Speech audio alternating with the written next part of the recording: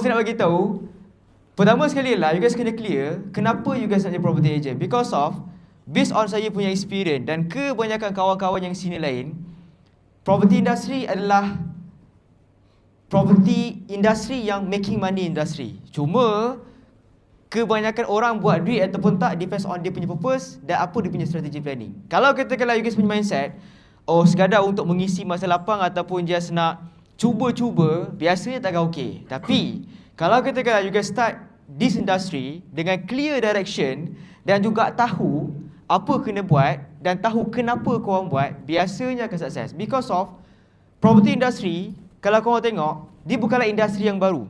Betul? Kawan-kawan Chinese, dia orang dah explore industri ni lama lah.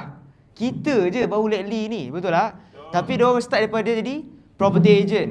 Property agent jadi property investor. Property investor jadi property developer. Bermula dari jadi property agent saja. Saya nak bagi tahu, clear your mind first. Make sure you guys masuk hari ni, spend masa, tenaga, everything jelas supaya balik daripada program ni bukan ding dong, pening-pening tak tahu apa nak buat.